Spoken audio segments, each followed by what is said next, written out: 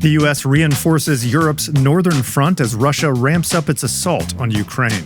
Right now, there is zero leverage, strategic leverage that the United States has over Russia. It's because we have been sleeping at the wheel. I'm Daily Wire Executive Editor John Bickley with Georgia Howe. It's Wednesday, May 28th, and this is Morning Wire.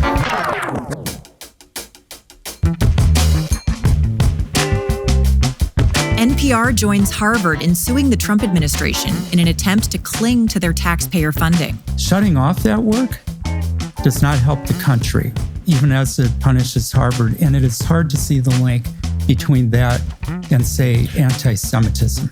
And everyone wants to regulate pesticides, so why is the issue causing a rift within the GOP? Thanks for waking up with Morning Wire. Stay tuned. We have the news you need to know. If you run a small business, you know there's nothing small about it. Even the smallest decisions can feel massive. That's where Shopify comes in. Shopify is the e-commerce platform behind millions of businesses around the world, from household names to brands that are just getting started. You can tackle all the important tasks all in one place, from inventory to payments to analytics and more. Even marketing becomes a breeze thanks to their built-in tools for running social media and email campaigns, helping you find new customers and keep them coming back. Plus, Shopify's global selling tools have you covered internationally in over 150 countries, and their award-winning point of sale connects your online and offline sales all in the same place. With an impressive 99.99 uptime and the highest converting checkout experience on the planet, you'll never miss another sale. That's the Shopify advantage. Get all the big stuff for your small business right with Shopify. Sign up for your $1 per month trial period and start selling today at shopify.com/morningwire. Head over to shopify.com/morningwire. Again, that's shopify.com/morningwire. The war of words between Donald Trump and Moscow escalated Tuesday as the president considers major sanctions against Russia. Daily Wire senior editor Cabot Phillips has more on the growing tensions. Hey, Cabot, so major escalation, pretty precarious situation with the U.S. and Russia right now. Catch us up to speed. Yeah, as we discussed yesterday, over the weekend, President Trump took very public shots at Vladimir Putin, calling him crazy after he launched that unprecedented aerial barrage on Ukraine. The Kremlin responded by issuing a sort of sarcastic statement, thanking the United States for their commitment to finding peace and accusing Trump of, quote, emotional overload. That clearly angered Trump, who on Tuesday issued a new statement of his own on social media, this time with a clear threat. Quote, what Vladimir Putin doesn't realize is that if it weren't for me, lots of really bad things would have already happened to Russia. And I mean really bad. He is playing with fire. And now the president is considering further sanctions in response. Tell us more on that front. Yeah, a number of reports from the White House suggest those new sanctions against Moscow could come as early as this week. Multiple times over the last few months, Russia has launched new strikes on Ukraine. That prompted Trump to issue new threats of sanctions. And then Putin has, in turn, responded with promises to come to the negotiating table. But each time after those promises, he's really just stalled on negotiating and continued his invasion. Trump is reportedly concerned that those sanctions could drive Putin even further from the negotiating table and prolong the war. But the reality is, barring increased military support for Ukraine, Trump doesn't have many other options for exerting pressure. GOP Senator Chuck Grassley, for example, said on social media, quote, I believe President Trump was sincere when he thought his friendship with Putin would end the war. Now, that being the case, it's time for sanctions strong enough so Putin knows game over. So what would sanctions look like exactly? Well, first, Congress has made clear to the White House that they are ready to roll if he gives them the green light. They'd be able to pass new measures, they said, with overwhelming bipartisan support. One idea is to slap a 500% import tariff on any country who continues to purchase Russian oil, petroleum, and natural gas. President Zelensky has cheered on that idea, saying it would, quote, serve as a guaranteed means of forcing Russia not only to ceasefire, but also to show respect. But look, there are skeptics who question whether sanctions will actually work. To that point, we spoke with Rebecca Koffler, former defense intelligence analyst and author of the book Putin's Playbook. The sanctions were never intended to work. It just makes people feel better. Like I said, the economy has been sanction-proof. The companies were mandated to produce indigenously everything that Russia needs. Second thing that he did, he beefed up his sovereign wealth fund to an all-time high, $650 billion. And the next thing is he de-dollarized Russia's foreign exchange reserves. And this is why the Russian economy is relatively stable. Koffler went on to explain why Putin feels he has the leverage in this showdown with Ukraine and the West more broadly. To this day, Russia produces in 3 months more military hardware than the entire NATO alliance produces in 1 year. Think about that. It's because Putin transitioned his military and economy on a wartime footing a decade ago in 2015. So after a spring that saw optimism regarding peace talks, Putin is giving new signs that he's in this war for the long haul. Yeah, things rapidly escalating over the last few days. We'll see where this leads. Cabot, thanks so much for reporting. Absolutely. America is built on hard work and powered by American energy. Chevron has spent $44 billion with local businesses across all 50 states since 2022, fueling infrastructure and communities, all while strengthening local economies. Last year, Chevron increased U.S. production nearly 20%, powering communities and businesses from the heartlands to the coasts. We're helping to fuel America's energy advantage, building a brighter future right here at home. Visit chevron.com/America to discover more. The administration's showdown with Harvard has escalated even further. President Trump announced he's canceling all remaining government contracts with the elite school. In the meantime, Harvard joins NPR in suing to retain its public funding. Daily Wire culture reporter Megan Basham joins us now with the latest. So Megan, let's start with Harvard. What's happening there? Okay, so last Friday, a federal judge in Boston issued a restraining order blocking the Trump administration from pulling funding for Harvard's international students. Now, the policy would impact over 7,000 foreign visa holders, or about 30% of Harvard's entire student body. And the university argues it's a direct response to its refusal to comply with administration demands to have race-blind admissions, end DEI programs, and screen international students for alleged ties to either terrorism or anti-Semitism. Harvard President Alan Garber reacted to the move. It is a warning. They see this as a message that if you don't comply with what we're demanding, these will be the consequences. Now, this came after Harvard filed a lawsuit that same day calling the ban on its funding unconstitutional and retaliatory. So this conflict began escalating in April when the administration froze $2.2 billion in federal research grants to Harvard.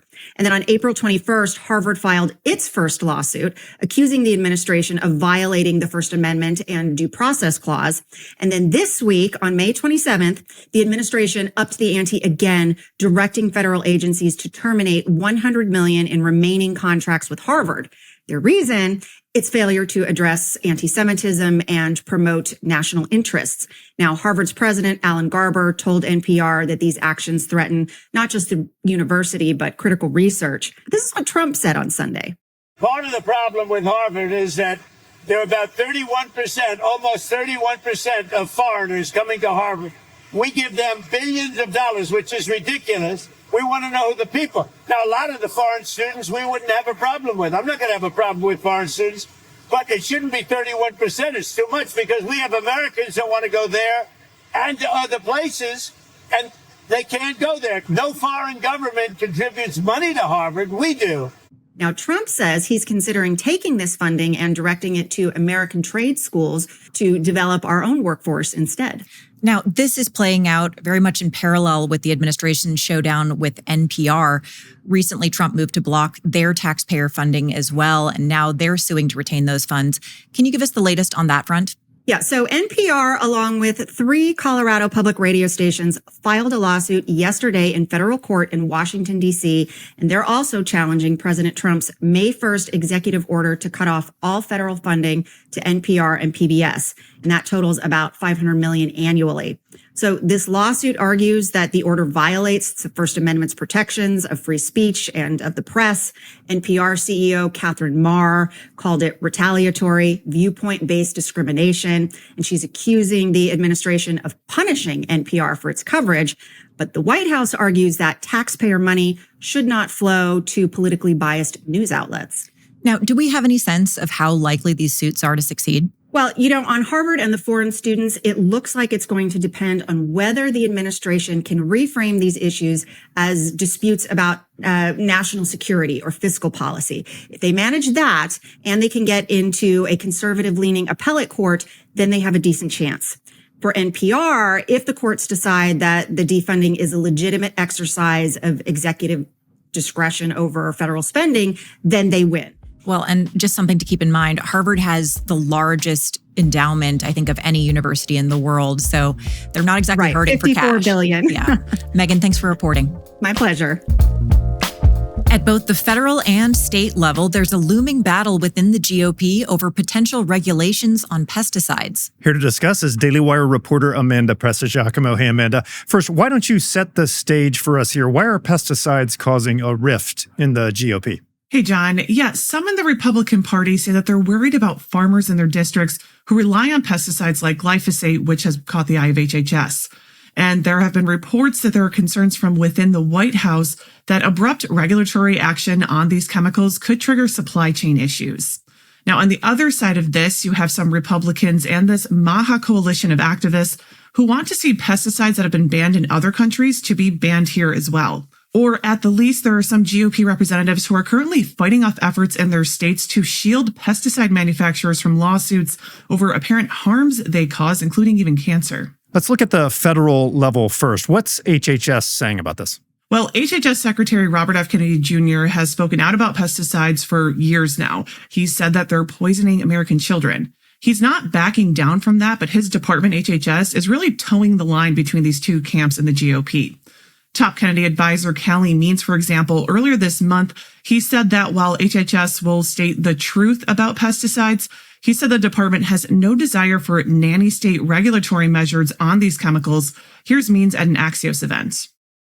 It is a fact that we ingest 25% of the world's pesticides in the United States, and many of our leading pesticides have other countries across the world have chosen to phase them out or ban them, calling them carcinogenic and disruptive to kids. The policy solutions from this are not obvious. Pesticides are deeply ingrained into the U.S. agriculture system, and it would be a disaster to phase them out tomorrow. Nobody's suggesting that.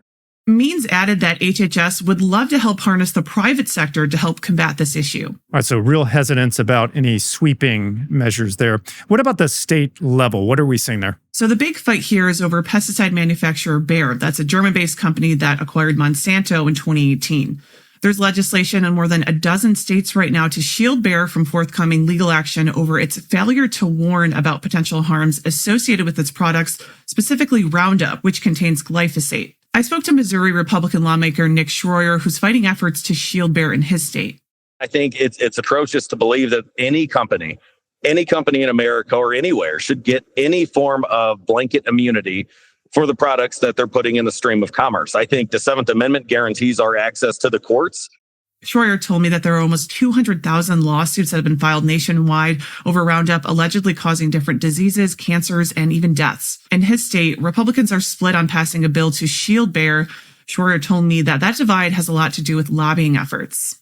Groups associated with Bayer, associated with the glyphosate manufacturers, they targeted 9 different senators, and we've seen some of the state reps actually bend the knee and vote yes, even though they had concerns over the bill. However, he also explained that worries about farmers are a real concern for some representatives. Even with the farmers, some of them are split on whether this is a good bill or not. Some of them say, look, if I get cancer, my family gets cancer from this product, you're damn right I want to have the ability to sue this company. Whereas other farmers are saying, look, if we don't grant them immunity, this product's going to go belly up, and we're not going to have any form of weed killer, herbicide that is going to tackle these issues in our fields. So far, GOP-led states like North Dakota and Georgia have passed laws to shield Bayer. Other states like Iowa, Idaho, Florida, Oklahoma, and Tennessee have similar legislation pending. All right, so several states getting involved in that fight. We'll see if the MAHA team pushes any further action forward on this federally. Amanda, thanks so much for reporting. You're welcome. Thanks for watching. If you like the show, please like and subscribe. We'll be back tomorrow morning with more news you need to know.